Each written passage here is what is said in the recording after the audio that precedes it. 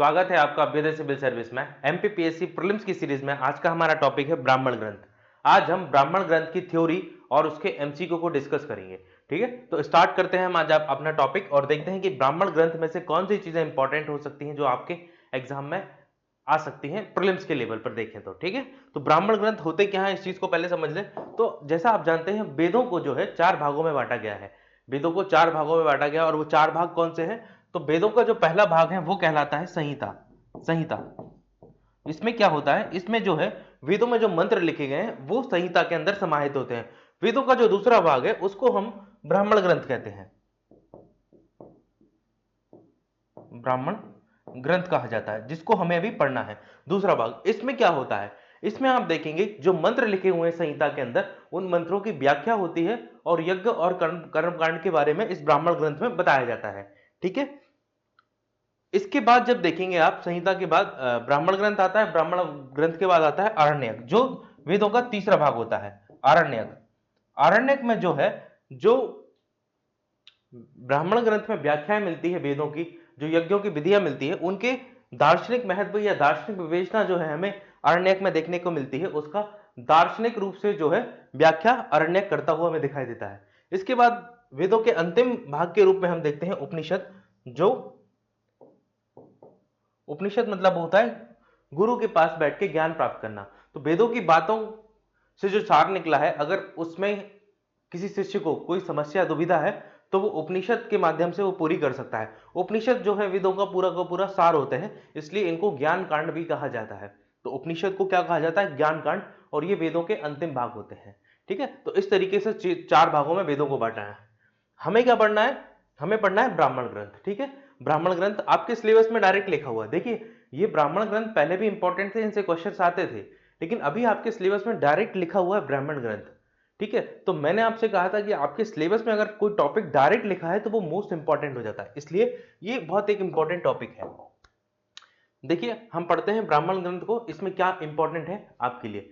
तो पहली चीज आपको इसमें याद रखनी है वेदों कि वेदों में वर्णित जो मंत्र हैं और यज्ञ हैं उसकी व्याख्या हमें ब्राह्मण ग्रंथों में देखने को मिलती है। तो वेदों की संहिताओं में जो मंत्र लिखे हुए हैं उनकी व्याख्या हमें ब्राह्मण ग्रंथों में देखने को मिलती है और यज्ञों की व्याख्या भी हमें ब्राह्मण ग्रंथ में देखने को मिलती है। लेकिन इसका उद्देश्य केवल धार्मिक अनुष्ठानों तक सीमित नहीं है। तो ब्राह्मण ग्रंथ है जो धार्मिक अनुष्ठानों के परे भी बात करता हुआ दिखाई देता है, जैसे समाज के बारे में, विज्ञान के बारे में, दर्शन के बारे में भी इसने गहन अध्ययन किया है। तो हम कह सकते हैं कि ब्राह्मण ग्रंथ मुख्य रूप से तो जो है यज्ञों की व्याख्या करते हुए दिखता है या मंत्रों की व्याख्या करते हुए दिखता है, पर उसके साथ ही वो समाज विज्ञान और दर्शन पर भी बल देता हुआ हमें दिखाई देता है। ठीक है, ये इंपॉर्टेंट चीज है, आपको इसको याद रखना है। तो ब्राह्मण ग्रंथ का महत्व क्या है? तो ब्राह्मण ग्रंथ का महत्व हम इसमें इस रूप में देख सकते हैं कि उसने यज्ञों की जो विधियां हैं उसको बहुत अच्छे तरीके से डिस्क्राइब किया हुआ है। तो यज्ञों की विधि के संदर्भ में देख सकते हैं हम इसका महत्व, जहां यज्ञों की प्रक्रिया, उनके नियम, उनमें प्रयुक्त होने वाले मंत्रों की व्याख्या, है ना, यह बताया जाता है कि कौन सा यज्ञ कैसे किया जाए, कौन से देवता की पूजा की जाए और इसके परिणाम स्वरूप क्या फल प्राप्त होगा। मतलब यज्ञों की समस्त प्रक्रिया का वर्णन, है ना, उनके नियमों का, उनमें कौन से मंत्रों का उच्चारण करें, देवताओं की पूजा करें, कैसे पूजा करें और उससे आपको कल क्या फल प्राप्त होगा, ये सारा जो है हमें ब्राह्मण ग्रंथों में देखने को मिलता है। तो यज्ञों की समस्त क्रियाकलापों कलापों का वर्णन जो है हमें ब्राह्मण ग्रंथ में देखने को मिलता है, इसलिए बहुत महत्वपूर्ण डॉक्यूमेंट हो जाता है। उसके बाद धार्मिक कर्मकांड के रूप में हम देखें तो इन ग्रंथों में विभिन्न धार्मिक कर्मकांडों की व्याख्या की गई है, जैसे अग्निहोत्र एक यज्ञ है, सोम यज्ञ, अश्वमेध यज्ञ या राजसूय यज्ञ, है ना, ये सब इनकी व्याख्या की गई है। इसमें बताया गया है कि यज्ञों के प्रभाव क्या होंगे, किस समय यज्ञ किया जाए, कौन से स्थान में यज्ञ किया जाए और यज्ञों में कौन सी सामग्री का उपयोग किया जाए, है ना, ये सारी चीजें हमें देखने को मिलती है ब्राह्मण ग्रंथों में, है ना। इन ब्राह्मण ग्रंथों में हमें गुण चर्चाएं भी देखने को मिलती है। देखिए बेसिकली जो ब्राह्मण ग्रंथ हैं वो आप देखेंगे तो वो जो बेस्ड हैं वो यज्ञों और कर्मकांड की बातों पर बेस्ड है और मंत्रों की व्याख्या करने पर बेस्ड है, पर इसके अलावा भी इसमें कुछ दार्शनिक चर्चाएं हमें देखने को मिलती है, तो वही एक इसका महत्व है। फिर सामाजिक और नैतिक शिक्षा भी देते हैं ब्राह्मण ग्रंथ हमें। तो ये हमने अभी देखा था कि भारतीय समाज के बारे में, दर्शन के बारे में, राजनीति के बारे में भी हमें कहीं कहीं थोड़ी मोड़ी बात करते हुए हमें दिखाई देते हैं ब्राह्मण ग्रंथ, है ना, जैसे राजनीति, न्याय और सामाजिक व्यवस्था पर भी विचार किया गया है। इसमें वर्ण व्यवस्था, राजधर्म और सामाजिक नैतिकता के नियमों का भी वर्णन मिलता है ना। तो ऐसे देखें तो ब्राह्मण ग्रंथों में ये सब चीजें भी देखने को मिलती है आपको, ठीक है।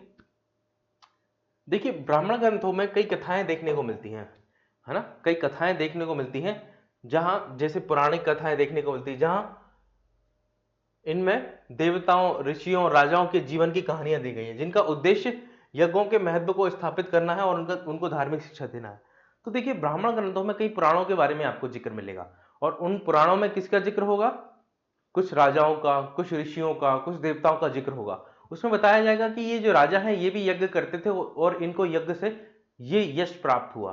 तो वो कहीं ना कहीं यज्ञों के महत्व को और धार्मिक शिक्षा देने की तरफ जो है प्रेरित करते हैं मनुष्य को, मानव को, उन किसके माध्यम से? उन जो कथाएं हैं उनके माध्यम से, जो कथाएं हैं उनके माध्यम से ये प्रेरित करते हैं ब्राह्मण ग्रंथ, ठीक है। और विज्ञान ज्योतिष के बारे में भी हमें जानकारी देते हुए प्रतीत होते हैं विज्ञान और ज्योतिष ग्रंथ। इसमें समय की गणना, पंचांग, ग्रह नक्षत्र की जानकारी, ज्योतिष से जुड़े तथ्यों का भी उल्लेख मिलता है, ठीक है। इसमें कई यज्ञ और अनुष्ठान ग्रह नक्षत्रों की स्थिति के आधार पर किए गए हैं, इसकी जानकारी हमें ब्राह्मण ग्रंथों से प्राप्त हो रही है। तो देखिए वेदों में हमें ये जानकारी मिलती है कि नहीं, विज्ञान की, ज्योतिष की। तो मैंने आपको वेदों वाले लेक्चर में पढ़ाया हुआ है कि वेदों में जो है विज्ञान और ज्योतिष की जानकारी मिलती है। तो जब वहां जानकारी मिलती है तो ब्राह्मण ग्रंथों में भी जानकारी मिलेगी ही, क्योंकि ब्राह्मण ग्रंथ जो है वो वेदों के भाग ही हैं, कोई अलग से कोई चीज नहीं है, ठीक है। तो इसमें भी हमें विज्ञान और ज्योतिष से संबंधित जानकारी देखने को मिलती है, ठीक है। अब क्वेश्चन यहां से बहुत बनते हैं, ठीक है। अब जो हम डिस्कस कर रहे हैं यहां से प्रीलिम्स में जबरदस्त क्वेश्चन बनते हैं कि प्रमुख ब्राह्मण ग्रंथ कौन कौन से हैं, और वो जो ग्रंथ है ब्राह्मण ग्रंथ वो कौन से वेद से संबंधित है, और उस ग्रंथ की क्या विशेषता है। तीन चीजें याद रखनी है: ब्राह्मण ग्रंथ का नाम, वो किस वेद से संबंधित है, और उसके अंदर क्या लिखा हुआ है या उसकी क्या विशेषता है, ठीक है। ये तीन चीजें बहुत महत्वपूर्ण है, इन्हीं के आसपास क्वेश्चन बनता है। तो हम देखते हैं पहला जो ब्राह्मण ग्रंथ है, ऐतरेय ब्राह्मण ग्रंथ। आपको सबसे पहली चीज जो याद रखनी है इसमें कि ये कौन से वेद से संबंधित है। तो ऐतरेय ब्राह्मण ग्रंथ जो है वो ऋग्वेद से संबंधित है, और इसमें जो है यज्ञों के आयोजन पर महत्व दिया गया है। इसमें राजा, याज्ञिक पद्धतियां और समाज के विभिन्न वर्गों के कर्तव्यों को भी वर्णन किया गया है। तो राजा के और समाज के विभिन्न वर्गों के कर्तव्यों का वर्णन देखने को मिलता है, और याज्ञिक पद्धतियां, यज्ञ की जो पद्धतियां हैं उनके बारे में भी हमें देखने को मिलता है। कहां? ऐतरेय ब्राह्मण में, जो कि ऋग्वेद से संबंधित है, ठीक है। तो ये सारी जानकारी बहुत इंपॉर्टेंट है। दूसरा महत्वपूर्ण ब्राह्मण ग्रंथ है वो है कौशिकी ब्राह्मण, है ना। ये भी जो है ऋग्वेद से जुड़ा हुआ ब्राह्मण ग्रंथ है, ऋग्वेद से जुड़ा है ना। और इसमें यज्ञों के साथ साथ सामाजिक और राजनीतिक विषयों पर भी चर्चा मिलती है। तो देखिए ऐतरेय ब्राह्मण में जो है सामाजिक राजनीतिक विषयों पर चर्चा नहीं मिलती, लेकिन कौशिकी ब्राह्मण ग्रंथ में जो है सामाजिक और राजनीतिक विषयों पर चर्चा मिलती है, लेकिन यज्ञों पर भी चर्चा मिलती है, ठीक है। तो आपको एक चीज मैं कॉमन बता दूं कि सारे जो ब्राह्मण ग्रंथ है वो यज्ञों पर चर्चा करते तो मिलते ही हैं। पहले में भी आपने देखा यज्ञों का आयोजन हुआ है, यहां भी इसने लिखा यज्ञों के साथ साथ ये काम भी कर रहा है। अगला देखते हैं शतपथ ब्राह्मण ग्रंथ। शतपथ ब्राह्मण ग्रंथ एक बहुत इंपॉर्टेंट ब्राह्मण ग्रंथ है, और जो यजुर्वेद से संबंधित है। किससे? यजुर्वेद से संबंधित है शतपथ ब्राह्मण ग्रंथ, ठीक है, यजुर्वेद से संबंधित है। इसमें 100 अध्याय है, इसका नाम ही है सत मतलब 100, इसमें 100 अध्याय है, ठीक है, इसलिए इसका नाम शतपथ पड़ा। इसमें यज्ञों की विशिष्ट विस्तृत प्रक्रिया का वर्णन किया गया है। तो जैसा मैं आपको बता रहा था यज्ञों का महत्व यहां भी है, यहां भी है और यहां भी देखने को मिलता है। इसके साथ साथ इसमें कुछ अन्य बातें भी की गई हैं, वो इंपॉर्टेंट है कि जीवन के विभिन्न सिद्धांत, नैतिकता और दर्शन का भी उल्लेख मिलता है। तो शतपथ ब्राह्मण में जो है जीवन के विभिन्न सिद्धांत देखने को मिलते हैं, आपको नैतिकता देखने को मिलती है और दर्शन देखने को मिलता है। तो तीनों चीजें यहां इंपॉर्टेंट है यज्ञों के साथ। अब हम आते हैं तांड्य महाब्राह्मण की ओर। ये जो ब्राह्मण ग्रंथ है वो हमें सामवेद से संबंधित मिलता है। किससे? सामवेद। तांड्य महाब्राह्मण ग्रंथ ये सामवेद से संबंधित है, सामवेद से संबंधित ब्राह्मण ग्रंथ है। इसमें भी यज्ञों से संबंधित वर्णन मिलता है, और विशेष रूप से जो है सोम यज्ञ का वर्णन मिलता है। तो आपसे पूछे कि सोम यज्ञ का वर्णन कहां मिलता है, तो सामदेव में मिलता है। और सामदेव के कौन से ब्राह्मण ग्रंथ में? तो तांड्य महाब्राह्मण ग्रंथ में देखने को मिलता है। अगला है गोपथ ब्राह्मण ग्रंथ। गोपथ ब्राह्मण ग्रंथ जो है अथर्ववेद का ब्राह्मण ग्रंथ माना जाता है, और ये सब ब्राह्मण ग्रंथों में सबसे अलग है। जैसे हमने कहा था कि त्रिवेद के अंदर अथर्ववेद शामिल नहीं होता, इसी प्रकार इन सब ब्राह्मण ग्रंथों में ये थोड़ा सा अलग ब्राह्मण ग्रंथ है, क्योंकि ये लौकिक बातें भी करता है दार्शनिक बातों के साथ साथ। ठीक है, ये यज्ञों के अतिरिक्त अथर्ववेद में धार्मिक और जादुई अनुष्ठानों का उल्लेख मिलता है। तो धार्मिक और जादुई अनुष्ठान कहां देखने को मिलते थे हमें? उधर अथर्ववेद में मिलते हैं। तो अथर्ववेद के ही ब्राह्मण ग्रंथ गोपद ब्राह्मण ग्रंथ में भी हमें वो चीजें देखने को मिलेंगी, है ना। तो ये इंपॉर्टेंट चीज है। इनकी संरचना की बात करें तो देखिए, ब्राह्मण ग्रंथ जो है वो संस्कृत भाषा में रचित है। ठीक है, संस्कृत भाषा में है, और ये जो है अब गद्यात्मक रूप में है ना। गद्य मतलब डिस्क्रिप्टिव फॉर्म में है ज्यादातर ब्राह्मण ग्रंथ। ठीक है, और ये जो है हमें उपदेश देते हुए प्रतीत होते हैं और शिक्षा देते हैं। ठीक है, इसमें प्रयुक्त होने वाले मंत्रों की व्याख्या करते समय ये ग्रंथ उन मंत्रों के पीछे के अर्थ और उनके महत्व को समझाते हैं। तो वही बात है जो मैं आपको बता रहा था कि मंत्र के पीछे का अर्थ और उसका महत्व क्या है, इस चीज को बताते हुए हमें प्रतीत होते हैं, जो हमने अभी तक की चर्चा में ऑलरेडी देख लिया है ना। तो ये एक इंपॉर्टेंट चीज है, इसको भी आप याद रखेंगे। कब इनकी रचना हुई थी? तो आप देखें तो जो ब्राह्मण ग्रंथ है वो हमें 1500 ईस्वी पूर्व से 900 ईस्वी पूर्व के बीच में दिखाई देते हैं। ठीक है, जब ऋग्वेद के पीरियड की जब हम बात करें ना, उसके आसपास हमें दिखाई देते हैं। ठीक है, इस समय यज्ञ और धार्मिक अनुष्ठान समाज का महत्वपूर्ण हिस्सा थे, तथा इन ग्रंथों का उद्देश्य यज्ञ के महत्व और प्रक्रिया को जनमानस तक पहुंचाना था। ठीक है, इसका ये उद्देश्य था। तो इसके उद्देश्य को भी देख लिया हमने, कुछ इंपॉर्टेंट ब्राह्मण ग्रंथों को भी देख लिया। ठीक है, ब्राह्मण ग्रंथ वेदों का भाग होते हैं, इस बात को भी मैंने बता दिया। ब्राह्मण ग्रंथों में मुख्य रूप से जो है यज्ञों और कर्मकांडों की बात की गई है, इस बात को भी हमने समझ लिया। ठीक है, तो ये हमारे ब्राह्मण ग्रंथ से संबंधित मुख्य चर्चाएं हो जाती हैं। अब हम इसके एमसीक्यू क्वेश्चन को सॉल्व करते हैं और इस पे और अच्छी ग्रिप बनाने की कोशिश करते हैं। ठीक है, इससे बाहर क्वेश्चन नहीं आएगा। देखिए, ब्राह्मण ग्रंथ से क्वेश्चन आता है, तो अब मैं जो क्वेश्चन आपको सॉल्व करा रहा हूं, 25-30 क्वेश्चन जो भी हैं, वो बहुत इंपॉर्टेंट होंगे और उनसे बाहर कुछ नहीं आएगा, यकीन मानिए। ठीक है, अगर क्वेश्चन बना तो इनमें से बनेगा। पहला क्वेश्चन देखिए, कौन सा ब्राह्मण ग्रंथ यजुर्वेद से संबंधित है? तो मैंने आपसे कहा था कि हमेशा याद रखिए कि कौन सा ब्राह्मण ग्रंथ किस वेद से संबंधित है, ये सबसे महत्वपूर्ण प्रश्न है, और पहला प्रश्न ही आ गया। तो यजुर्वेद से संबंधित ऐत्रेय है क्या? नहीं, ऐत्रेय ब्राह्मण ग्रंथ जो है हमारा, वो ऋग्वेद से संबंधित है। सतपथ ब्राह्मण ग्रंथ, हाँ, सतपथ ब्राह्मण ग्रंथ जो है वो यजुर्वेद से संबंधित है। गोपद ब्राह्मण ग्रंथ है जो, वो अथर्ववेद से संबंधित है। और कौस्तुकी ब्राह्मण ग्रंथ है वो भी ऋग्वेद से संबंधित है। ठीक है, तो ये सारी चीजें आप याद रखेंगे।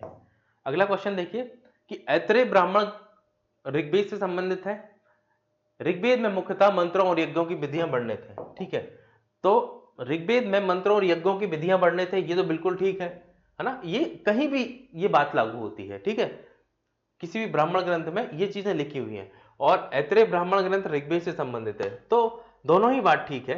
परंतु जो कारण है वो कथन की सही स्पष्ट व्याख्या नहीं कर रहा है ना, नहीं कर रहा है। तो कथन तो दोनों ठीक है, लेकिन कारण जो है कथन की ठीक से व्याख्या नहीं कर रहा है। अरे इस बात से क्या लेना देना कि ऋग्वेद में मंत्र और यज्ञों की विधियां वर्णित हैं, इसलिए ऐत्रेय ब्राह्मण ग्रंथ ऋग्वेद से संबंधित है, कोई मतलब लेना देना ही नहीं है एक दूसरे कथन का, लेकिन कथन दोनों ठीक है। अगला देखिए, अगला क्वेश्चन है, निम्नलिखित ब्राह्मण ग्रंथों को उनके संबंधित वेदों से मिला है। तो ब्राह्मण ग्रंथों को उनके वेदों से मिलाना है। तो देखिए, पहला ब्राह्मण ग्रंथ है ऐत्रेय। तो ऐत्रेय किससे संबंधित है? अभी हमने डिस्कस किया था, किससे? ऋग्वेद से संबंधित है। गोपद ब्राह्मण ग्रंथ जो है वो मैंने बताया था, जिसमें जादू टोने का जिक्र किया गया है, जो अथर्ववेद से संबंधित है। तांड्य महाब्राह्मण ग्रंथ है, जिसमें सोम यज्ञ का वर्णन देखने को मिलता है, जो मुख्य रूप से हमें सामवेद से संबंधित दिखाई देता है। और जहां सतपथ ब्राह्मण की बात की, जहां 100 अध्याय हैं और एक बहुत महत्वपूर्ण ग्रंथ के रूप में हमें दिखाई देता है, वो यजुर्वेद से संबंधित है। अभी हमने एक क्वेश्चन सॉल्व किया था, पहला ही क्वेश्चन। ठीक है, तो इस तरीके से यह क्वेश्चन सॉल्व होता है। अगला क्वेश्चन देखिए, ब्राह्मण ग्रंथ और उनके विषयों को बताना है हमें। ठीक है, ब्राह्मण ग्रंथ और उनके विषयों को बताना है। तो सतपथ ब्राह्मण ग्रंथ की बात की गई है। ठीक है, यहां देखिए, यहां हम शुरू करते हैं जो हमें एग्जैक्टली पता है। जैसे गोपद ब्राह्मण ग्रंथ है, तो जो गोपद ब्राह्मण ग्रंथ है वो हमें उसमें अथर्ववेद से संबंधित है, और हमें जादुई अनुष्ठान वहां दिखाई देते हैं। कौस्तुकी जो ब्राह्मण ग्रंथ है उसमें हमें यज्ञों के साथ साथ, मैंने आपको बताया था, राजधर्म और सामाजिक व्यवस्था का उल्लेख भी मिलता है। कहां? कौस्तुक ब्राह्मण ग्रंथ में। बिल्कुल ठीक है ये भी। सतपथ ब्राह्मण ग्रंथ में जो है वो यज्ञों की विधियों का विस्तृत वर्णन देखने को मिलता है, ये भी बिल्कुल ठीक है। और ऐत्रेय ब्राह्मण ग्रंथ है, जहां जहां राजा और राजिक पद्या उन सबका उल्लेख हमें देखने को मिलता है। जब हम ऐतरेय ब्राह्मण ग्रंथ देख रहे थे तो उसकी दूसरी तीसरी लाइन में ही ये लाइन आपको मिल जाती है। ठीक है, तो थ्योरीज को आपने ठीक ठीक से पढ़ा होगा तो इन सबको आप आसानी से मैच कर लेंगे। ठीक है, अगला क्वेश्चन देखिए क्या है। तांड्य महा ब्राह्मण जो है वो सामवेद से संबंधित है, सामवेद से संबंधित है। ये बिल्कुल ठीक बात है, ये जो है सामवेद से संबंधित है और इसमें सोम यज्ञ का वर्णन मिलता है। सामवेद संगीत और मंत्रों की विशेष भूमिका होती है, तो सामवेद में संगीत और मंत्रों की विशेष भूमिका होती है, ये बात बिल्कुल ठीक है। और तांड्य महाब्राह्मण ग्रंथ सामवेद से संबंधित, दोनों ही बातें ठीक है, परंतु कथन कारण जो है कथन से कोई संबंधित नहीं है ना, उसको स्पष्ट तरीके से व्याख्या नहीं कर रहा है, इसलिए आंसर होगा इसका बी। अगला है शतपथ ब्राह्मण ग्रंथ जो है किस वेद से संबंधित है। क्वेश्चन ये रिपीट हो गया है, इसको हमने ऑलरेडी डिस्कस कर लिया है। शतपथ ब्राह्मण ग्रंथ जो है वो यजुर्वेद से संबंधित है। ब्राह्मण ग्रंथों का मुख्य उद्देश्य क्या है। ब्राह्मण ग्रंथों का मुख्य उद्देश्य क्या है, यज्ञों की विधि का वर्णन करना, धार्मिक कर्मकांडों की व्याख्या करना, सामाजिक और राजनीतिक दार्शनिक दृष्टिकोण प्रस्तुत करना। तो तीनों ही हमने इसके ब्राह्मण ग्रंथों के उद्देश्य के रूप में देखे हैं, तीनों ही इसके उद्देश्य हैं, इसलिए आंसर हो जाएगा उपरोक्त सभी। ठीक है, आंसर होगा इसका डी, उपरोक्त सभी। अगला क्वेश्चन है गोपथ ब्राह्मण ग्रंथ में यज्ञों के अतिरिक्त जादुई अनुष्ठानों का वर्णन भी देखने को मिलता है। तो गोपथ में आपको मैंने बताया था अथर्ववेद से संबंधित है और ये सभी वेदों में थोड़ा भिन्न है, जिसमें जादुई अनुष्ठानों का वर्णन देखने को मिलता है। बिल्कुल ठीक है, ये ग्रंथ अथर्ववेद से संबंधित है, बिल्कुल ठीक है, दोनों ही बात ठीक है, लेकिन फिर वही बात है, कारण कथन की स्पष्ट व्याख्या नहीं करता है, इसलिए आंसर हो जाएगा बी। ऐतरेय ब्राह्मण ग्रंथ किस वेद से संबंधित है। ऐतरेय ब्राह्मण ग्रंथ हमने क्वेश्चन सॉल्व कर लिया है, इसका आपको पता होना चाहिए, आप जवाब देंगे कि ये ऋग्वेद से संबंधित है, आंसर होगा इसका सी। कौशिकी ब्राह्मण ग्रंथ का विशेष महत्व किस विषय पर है। तो कौशिकी ब्राह्मण ग्रंथ है जो यज्ञों की बात तो करता ही है, लेकिन यज्ञों के साथ साथ आप देखें तो सामाजिक राजनीतिक चर्चा भी हमें करता हुआ दिखाई देता है। तो इसका आंसर क्या होगा कि जो है कौशिकी ब्राह्मण ग्रंथ सामाजिक राजनीतिक चर्चाएं हमें करता हुआ दिखाई देता है। ठीक है, आंसर होगा इसका ए। ब्राह्मण ग्रंथों की संरचना किस शैली में की गई है। मैंने आपको बताया था ब्राह्मण ग्रंथ जो है वो डिस्क्रिप्टिव फॉर्म में है, तो मतलब गद्यात्मक शैली में इनकी रचना हमें देखने को मिलती है। कितनी कैसी गद्यात्मक शैली में हमें रचना देखने को मिलती है। अगला क्वेश्चन है ऐतरेय ब्राह्मण ग्रंथ में राजा और याज्ञिक पद्धतियों का वर्णन मिलता है। तो यहां राजा और याज्ञिक पद्धतियों का वर्णन मिलता है हमें ऐतरेय में, साथ में राज्य में लोगों के कर्तव्य क्या होंगे इस बारे में भी वर्णन हमें देखने को मिलता है, किसमें, ऐतरेय ब्राह्मण ग्रंथ में। तो बिल्कुल ये ठीक बात है, ये ब्राह्मण ग्रंथ ऋग्वेद से संबंधित है, बिल्कुल ठीक बात है, दोनों ही ठीक है। पर फिर ए जो है वो जो कारण है वो कथन की ठीक से व्याख्या नहीं कर रहा है ना। दोनों स्टेटमेंट ठीक है, बट ऐसा आप पढ़ोगे कि ये ब्राह्मण ग्रंथ ऋग्वेद से संबंधित है और ऐतरेय ब्राह्मण ग्रंथ में राजा और याज्ञिक पद्धतियों का वर्णन मिलता है, तो ऐसा मतलब प्रूफ थोड़ी हो रहा है इस बात से कि ऋग्वेद से संबंधित है तो उसमें जो है राजा और याज्ञिक पद्धतियों का वर्णन मिलेगा। ऐतरेय ब्राह्मण, ये संबंध नहीं है इनका, लेकिन स्टेटमेंट दोनों ठीक है। अगला क्वेश्चन देखिए, कौशिकी ब्राह्मण ग्रंथ में सामाजिक और राजनीतिक चर्चाएं की गई हैं, अभी हमने देखा था, और ये ब्राह्मण ग्रंथ सामवेद से संबंधित है। तो जो कौशिकी ब्राह्मण ग्रंथ है वो सामवेद से संबंधित नहीं है भाई, वो किससे संबंधित है, ऋग्वेद से संबंधित है, इसलिए कारण गलत हो जाता है। कारण गलत हो जाता है तो ये वाला स्टेटमेंट सही हो जाएगा, कथन सही है लेकिन कारण गलत है, तो आंसर होगा इसका सी। शतपथ ब्राह्मण ग्रंथ में 100 अध्याय है। मैंने आपको बताया था शतपथ मतलब 100, तो 100 अध्याय है, बिल्कुल ठीक बात है। ऐतरेय ब्राह्मण ग्रंथ में धार्मिक कर्मकांडों के साथ साथ सामाजिक नियमों का भी उल्लेख मिलता है। तो सामाजिक नियमों का उल्लेख हमें ऐतरेय में नहीं मिलता, कौशिकी ब्राह्मण ग्रंथ में मिलता है, तो ये दूसरा स्टेटमेंट हो जाता है गलत। गोपथ ब्राह्मण ग्रंथ ऋग्वेद से संबंधित है, बिल्कुल गलत बात है। गोपथ ब्राह्मण ग्रंथ है वो ऋग्वेद से संबंधित नहीं है, वो अथर्ववेद से संबंधित है। किससे, अथर्ववेद से संबंधित, तो ये स्टेटमेंट भी हो गया गलत। तांड्य महाग्रंथ में यज्ञों का विस्तृत वर्णन मिलता है, ठीक है, ठीक है, तो आंसर हो जाएगा इसका पहला और चौथा, आंसर होगा इसका सी। ठीक है, सी, आंसर होगा सी। तो आप जब इस तरीके के क्वेश्चन सॉल्व करें तो आप सारे स्टेटमेंट पढ़ लीजिए और जो आपको गलत लगते हैं उनको काट दीजिए, जो सही लगते हैं उन पर टिक कर दीजिए, उसके बाद आप अपने आंसर को चूज करने के लिए आइए, आंसर आसानी से आप आंसर निकाल लेंगे। जैसे ऐतरेय ब्राह्मण ग्रंथ में याज्ञिक पद्धतियों का वर्णन मिलता है, तो ऐत्रेय ब्राह्मण ग्रंथ में याज्ञिक पद्धतियों का वर्णन मिलता है, ये बिल्कुल ठीक स्टेटमेंट है, तो पहला सही है।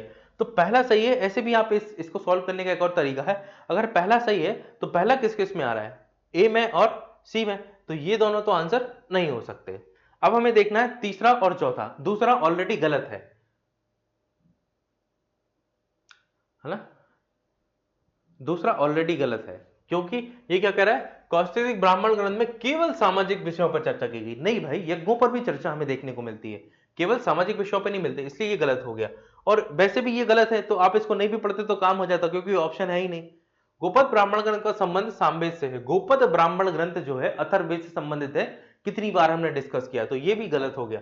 तो अपने आप ही आंसर निकल के आ गया 1 और 4, तो चौथा अपने आप ठीक हो गया। क्या है, शतपथ ब्राह्मण ग्रंथ जीवन के नैतिक और दार्शनिक सिद्धांतों का वर्णन करता है। तो शतपथ ब्राह्मण ग्रंथ में जो है आपको नैतिक और दार्शनिक सिद्धांत देखने को मिलता है, इसका हमने डिस्कस किया था। अगला क्वेश्चन देख लिए, निम्नलिखित में से कौन सा कथन सत्य है, आपको बताना है कौन सा कथन सत्य है। तो पहला है, ऐत्रेय ब्राह्मण ग्रंथ यजुर्वेद से संबंधित है। बार बार हमने इस क्वेश्चन को सॉल्व किया, बिल्कुल ठीक है। गोपद ब्राह्मण ग्रंथ जो ऋग्वेद से संबंधित है, नहीं भाई, गोपद ब्राह्मण ग्रंथ जो है वो अथर्ववेद से संबंधित है। शतपथ ब्राह्मण यजुर्वेद से संबंधित है, ये भी बिल्कुल ठीक कथन है। अरे पहला जो कथन है वो गलत है। ऐत्रेय ब्राह्मण ग्रंथ जो है वो यजुर्वेद से नहीं, ऋग्वेद से संबंधित है। किससे, ऋग्वेद से संबंधित है, तो दोनों गलत है। शतपथ ब्राह्मण ग्रंथ जो है वो यजुर्वेद से संबंधित है, ये वाली बात बिल्कुल ठीक नजर आती है। और तांड्य महा जो ग्रंथ है वो हमें सामवेद से संबंधित मिलता है। किससे, सामवेद से, तो ये वाला कथन भी हो गया गलत। तो आंसर क्या होगा इसका, आंसर होगा सी। अगला क्वेश्चन देखिए, कौन सा कथन सत्य है। तो शतपथ ब्राह्मण ग्रंथ में केवल यज्ञों का वर्णन मिलता है। शतपथ ब्राह्मण ग्रंथ केवल यज्ञों का, कोई दार्शनिक चर्चा नहीं मिलती, बिल्कुल गलत बात है ना। जहां केवल आए वहां तो अलर्ट हो जाइए, ठीक है, अलर्ट हो जाइएगा। कौशिकी ब्राह्मण ग्रंथ में राजनीतिक और सामाजिक विषयों पर चर्चा मिलती, बिल्कुल ठीक बात है, इसको हमने पहले भी कई बार डिस्कस किया पिछले क्वेश्चन में। गोपद ब्राह्मण ग्रंथ में सोमयज्ञ का वर्णन मिलता है, गोपद में नहीं मिलता है। ये तांड्य महा ब्राह्मण ग्रंथ में हमें इसका वर्णन देखने को मिलता है, ये भी गलत हो गया। ऐत्रेय ब्राह्मण ग्रंथ सामवेद से संबंधित है, कितनी बार डिस्कस किया, ऐत्रेय ब्राह्मण ग्रंथ जो है वो ऋग्वेद से संबंधित है, तो ये भी गलत हुआ। तो आंसर क्या होगा इसका, आंसर होगा बी ओनली। अगला क्वेश्चन है, निम्न में से कौन सा कथन सत्य है। देखिए पढ़िए, तांड्य महा ब्राह्मण ग्रंथों में यज्ञों की विधि और अनुष्ठान शामिल है। तो यज्ञों की विधि और अनुष्ठान शामिल है कहां, तांड्य महाग्रंथ में। शामिल नहीं है लिखा है, यहां पे शामिल नहीं है लिखा है, ठीक है, देखते हैं इसको। शतपथ ब्राह्मण ग्रंथ में 100 अध्याय है, ये हमने बताया था कि आपको शतपथ ब्राह्मण ग्रंथ में 100 अध्याय है, बहुत आसान है, सत्य कथन ही चुनना था और हमने सत्य देख लिया, आंसर इसका होगा बी। आगे भी पढ़ लेते हैं, लेकिन कौशिकीय ब्राह्मण ग्रंथ में केवल धार्मिक कर्मकांडों की चर्चा है, केवल नहीं, इसके अलावा और भी है। गोपद ब्राह्मण ग्रंथ ऋग्वेद का हिस्सा है, नहीं भाई, गोपद ब्राह्मण ग्रंथ जो है अथर्ववेद का हिस्सा है, ठीक है, अथर्ववेद का हिस्सा है, तो ये तीनों ही गलत हो जाते हैं, शामिल नहीं है। इसमें शामिल है, जिससे ये बोल रहा था तांड्य महा ब्राह्मण ग्रंथ में जो है यज्ञों की विधि और अनुष्ठान शामिल नहीं है, लेकिन ये शामिल हैं, इसलिए ये गलत हो गया, ठीक है। अगला क्वेश्चन देखिए, ब्राह्मण ग्रंथों में सामाजिक नैतिकता के संबंध में संबंधित कौन से पहलू शामिल किए गए हैं। तो देखिए, ब्राह्मण ग्रंथों में सामाजिक नैतिकता से संबंधित कौन से पहलू शामिल किए गए। ब्राह्मण ग्रंथों में वर्ण व्यवस्था, न्याय और राजधर्म, समाज में नैतिकता की आवश्यकता, ये तीनों चीजें हमें शामिल देखने को मिलती है ब्राह्मण ग्रंथों में, ठीक है। तो सामाजिक नैतिकता से संबंधित ये सभी चीजें जो हमें दिखाई देती है ब्राह्मण ग्रंथों में, इसको हमने देखा था। कौन सा कथन सत्य है ये पूछ रहा है। ऐत्रेय ब्राह्मण में राजा और राजिक पद्धतियों का वर्णन मिलता है, बिल्कुल ठीक है। गोपद ब्राह्मण ग्रंथ जो सामवेद से संबंधित है, गलत, ये अथर्ववेद से संबंधित है। तांड्य महाग्रंथ जो है वो सामवेद से संबंधित है, उल्टा कर दिया इसने, है ना, ये इससे संबंधित है, ये इससे संबंधित है। कौशिकी ब्राह्मण ग्रंथ जो है यजुर्वेद से संबंधित है, ये भी गलत हो जाता है क्योंकि ये ऋग्वेद से संबंधित है। अगला क्वेश्चन देखिए, ब्राह्मण ग्रंथों में यज्ञ और कर्मकांडों के माध्यम से किस दार्शनिक अवधारणा पर जोर दिया गया है। ब्राह्मण ग्रंथों में यज्ञ और कर्मकांडों के माध्यम से किस दार्शनिक अवधारणा पर जोर दिया गया है। तो कर्म और पुनर्जन्म की बात की गई है क्या ब्राह्मण ग्रंथों में, मोक्ष का सिद्धांत दिया गया है, या ब्रह्मांड की उत्पत्ति की बात की गई है। कौन सी दार्शनिक अवधारणा हमें देखने को मिलती है। तो हम देखें ब्राह्मण ग्रंथों में हमें जो है कर्म और पुनर्जन्म भी देखने को मिलता है, मोक्ष का सिद्धांत भी देखने को मिलता है, ब्राह्मण की उत्पत्ति देखने को मिलती है, क्योंकि ये सारी बातें जो है हमें वेदों में देखने को मिलती है और वेद का ही जो भाग क्या है, ब्राह्मण ग्रंथ। तो ब्राह्मण ग्रंथों में भी ये बातें होंगी ही, ये अप्लाइड है, इसलिए आंसर हो जाएगा इसका टी। ठीक, इसको याद रखेंगे आप। कौन सा ब्राह्मण ग्रंथ जीवन में नैतिक और दार्शनिक सिद्धांतों पर विशेष ध्यान केंद्रित करता है? नैतिक और दार्शनिक सिद्धांतों पर कौन बात करता हुआ दिखाई देता है? तो नैतिक और दार्शनिक सिद्धांतों की जो बात है हमें मुख्य रूप से दिए गए ब्राह्मण ग्रंथों में से, तो ऐत्रेय, गोपथ और तांड तीनों ही नहीं करते, सतपथ ब्राह्मण जो हमें करता हुआ दिखाई देता है। तो आंसर होगा इसका बी। ब्राह्मण ग्रंथों में पुराण कथाओं का प्रमुख उद्देश्य क्या है? जो पौराणिक कथाएं हमें ब्राह्मण ग्रंथों में मिलती है उसके उद्देश्य को पूछ रहा है कि उसका उद्देश्य क्या है। तो देवताओं और ऋषियों की कहानियां बताना, यज्ञ के महत्व को स्थापित करना और धार्मिक शिक्षा देना। तो मैंने आपको बताया था देवता और ऋषि की कहानियों के माध्यम से यज्ञों के महत्व को बताते हुए धार्मिक शिक्षा देना इन पुराणों का उद्देश्य है, या पुराणों में दी गई कहानियों का उद्देश्य है। तो उस हिसाब से देखें तो आंसर क्या हो जाता है? आंसर हो जाता है डी। तीनों ही बात इसमें ठीक नजर आती है। अगला क्वेश्चन देखते हैं, निम्नलिखित में से कौन सा कथन सत्य है? ठीक है, तो गोपथ ब्राह्मण में ज्योतिष और समय की गणना का उल्लेख मिलता है। ज्योतिष और समय की गणना का उल्लेख मिलता है कहां? गोपथ में। ठीक है, सतपथ ब्राह्मण ग्रंथ का संबंध जो है सामवेद से है। सतपथ ब्राह्मण ग्रंथ जो है वो यजुर्वेद से संबंधित है, ना कि सामवेद से, तो गलत हो जाता है। ऐत्रेय ब्राह्मण ग्रंथ में केवल धार्मिक अनुष्ठान की चर्चा नहीं की गई है, ये भी गलत हो जाता है। तांड्य महाब्राह्मण ग्रंथ जो है वो ऋग्वेद से संबंधित है, ये भी गलत है, ये सामवेद से संबंधित है। तो गोपथ ब्राह्मण ग्रंथ में जो है एक इंफॉर्मेशन मिलती है जो हमारी स्लाइड में नहीं थी, एक नई इंफॉर्मेशन मिली, इंपॉर्टेंट इंफॉर्मेशन है, इसको याद रखिए कि गोपथ ब्राह्मण में ज्योतिष और समय की गणना का उल्लेख मिलता है। तो ज्योतिष और समय की गणना का उल्लेख कहां मिलता है? गोपथ में। और गोपथ किससे संबंधित है? अथर्ववेद से संबंधित है। ठीक, ब्राह्मण ग्रंथों का मुख्य उद्देश्य क्या है, प्रमुख उद्देश्य क्या है?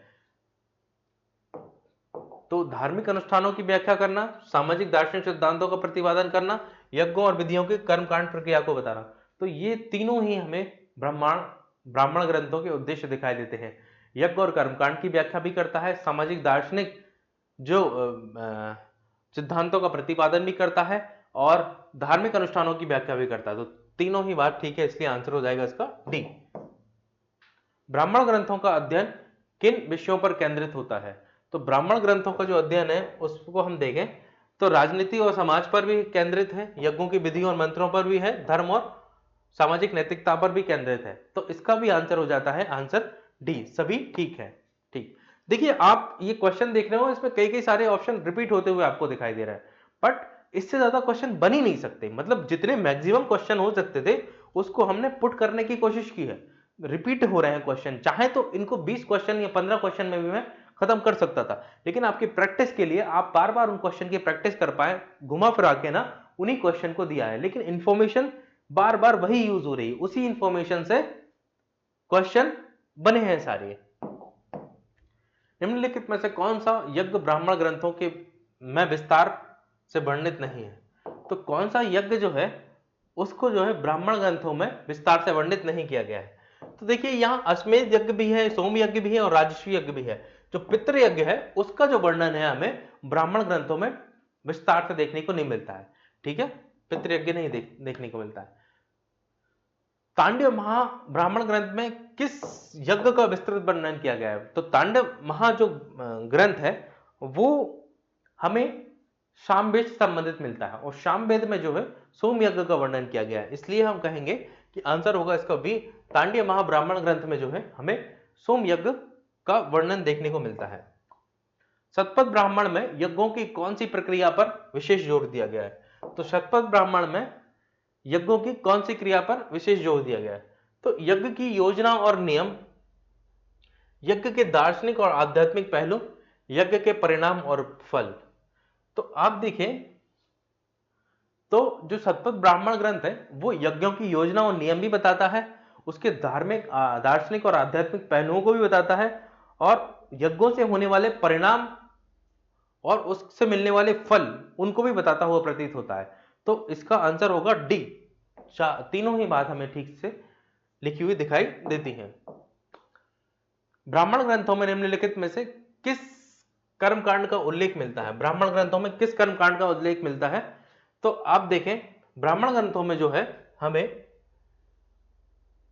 पितृकर्म का उल्लेख नहीं मिलता है, गोमेध यज्ञ का उल्लेख भी नहीं मिलता है, अग्निहोत्र का उल्लेख दिखाई देता है। तो अग्निहोत्र यज्ञ का उल्लेख हमें दिखाई देता है, इसलिए आंसर होगा सी। अगला है, ऐत्रेय ब्राह्मण ग्रंथ यजुर्वेद से संबंधित है? नहीं, ऋग्वेद से संबंधित है। बहुत बार ये क्वेश्चन आ गया, ऋग्वेद से संबंधित है। गोपद ब्राह्मण में जादुई अनुष्ठानों का उल्लेख किया गया, बिल्कुल ठीक बात है। शतपथ ब्राह्मण ग्रंथ का संबंध सामवेद से है, शतपथ ब्राह्मण ग्रंथ यजुर्वेद से संबंधित है, गलत हो गया। तांड्य महाब्राह्मण ग्रंथ में सोम यज्ञ का विस्तृत वर्णन मिलता है, अभी हमने चर्चा करी। तो आंसर होगा इसका कौन कौन सा सही है? दूसरा और चौथा सही है, तो आंसर होगा इसका बी। ठीक है, आंसर होगा इसका बी।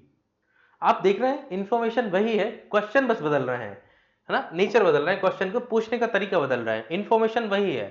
निम्नलिखित में से किस ग्रंथ में ज्योतिष और ग्रह नक्षत्रों की जानकारी मिलती है?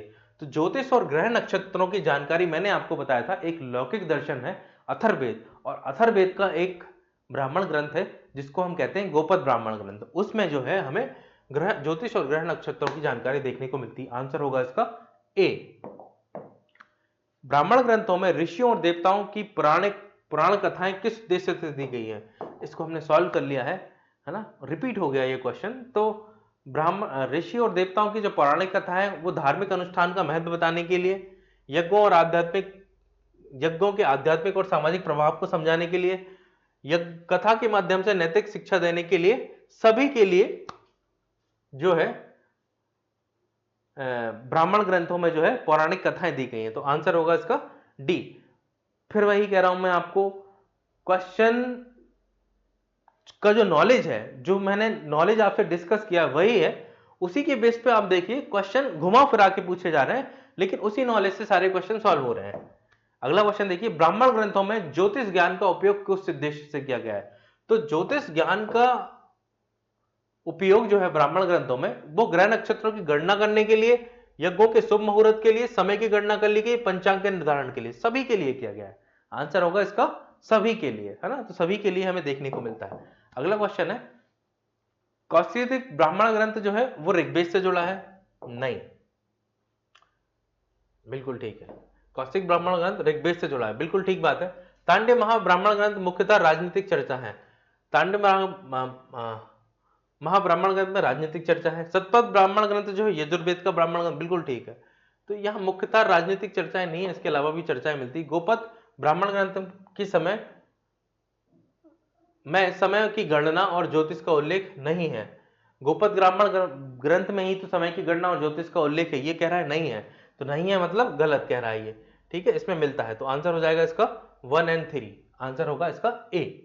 ठीक है, आंसर होगा ये। ठीक है, तो इस तरीके से देखें तो हमने जो है ब्राह्मण ग्रंथों को देख लिया है और उससे संबंधित एमसीक्यू को भी देख लिया है। ठीक है, अगली क्लास में मिलेंगे हम किसी नए टॉपिक के साथ, है ना। तब तक के लिए thank you so much for discussion.